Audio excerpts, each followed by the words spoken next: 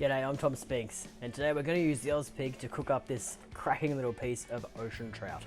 To do that, we're going to use the tool rack accessory. The tool rack accessory is really straightforward. It's basically 3 little posts that go together like so. They just drop into each other, and then we put over that these little hooks basically slide straight down.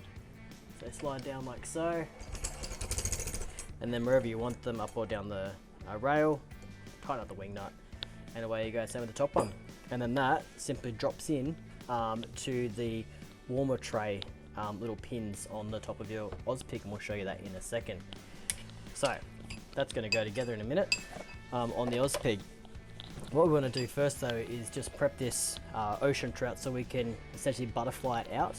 So to do that, we go along the bones on the inside, a little bit like a butterfly chicken.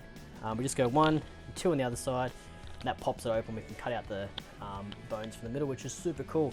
I'll show you how to do it. It's nice and easy. We'll put on some gloves so hands don't get too fishy, and away we go. And then what we're going to do is get that ready for a little smoke hanging on the tool rack.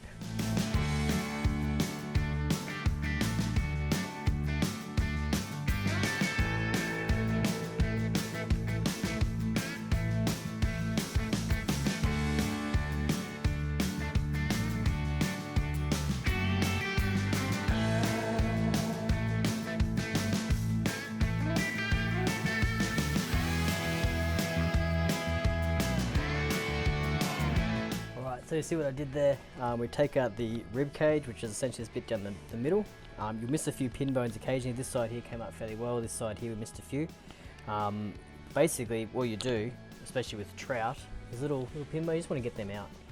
At the end of the day, it just means there's less risk of choking on them when you eat them. But with the trout, you can run your finger along that bone line, and very easily you'll know if you've missed any. So we just run our finger down like that.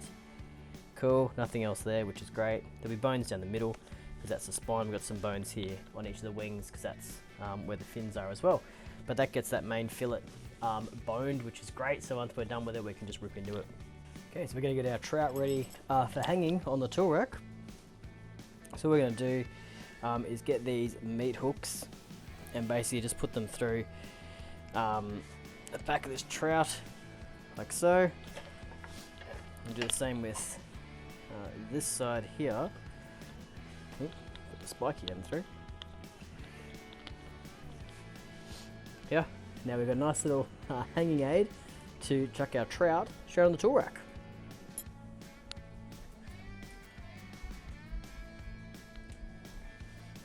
There he is, nice and simple. And then we're going to wave it over this side and try and get some of that upwards heat coming onto it. Just going to chuck on a couple of little bits of cherry wood in there to get us a bit of smoke. Just to get a little bit of flavour into it. Now, normally salmon and trout, they don't take too long to cook, so I'd expect this to be ready in maybe 20 minutes, half an hour, but we'll see how long it takes. And then we've got our recipe sorted basically, understand how it works.